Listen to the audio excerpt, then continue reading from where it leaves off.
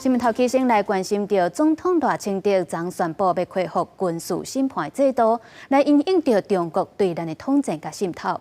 当初时促成废除军事审判的洪仲丘案，这案的律师也就是即卖国防部长顾立雄，伊强调伊心内初衷无改变。 过去这军事审判制度，互人无法度信任，所以即阵才要来打造全新正当的制度。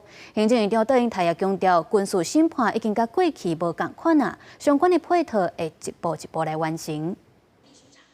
因应中国统战渗透不断，总统赖清德下令提出对策，宣布恢复军事审判。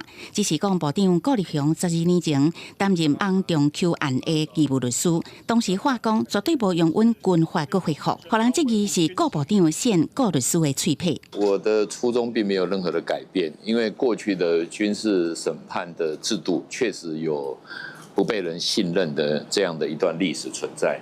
那与其说我们现在是在恢复这个军事审判，不如说我们要重新打造一个全新的军事审判制度。现在就做好这个相关这个平时审判制度适度维护，可以因应这个平战的转换。 当时修法通过，敢若有战争的时阵才适用军审法，互军事审判制度形同互人废除。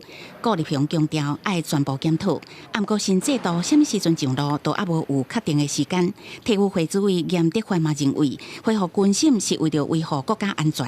行政院长窦英台是讲，会限缩样态，甲较早会完全无同。针对中共的对台湾的渗透、统战阴谋跟这个。 吸取我们的情报，我想有贺阻的这个功能。第二个主要就是维护我们的军纪，因为军纪是军队的命脉。有些军事审判人员条例的组织，还会进一步的去全面的展开必要的修法跟立法，相关部会的职务一定要限期的来考核。 来限期的来完成。在野党无反对讨论恢复军事法庭的议题，不过质疑未来军事法庭是不是未有军事人权的问题。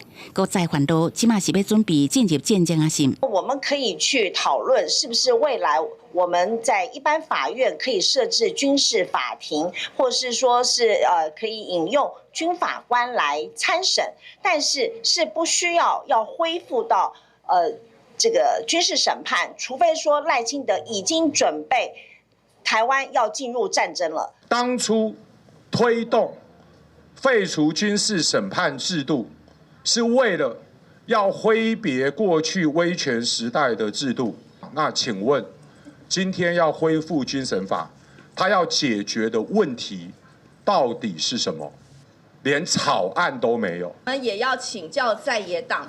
面对中国的渗透、侵略的意图，那么他们到底有什么更好的作为？未来若是经由立法院修法通过，现役军人触犯陆海空军刑法，会交由军事法庭来审判。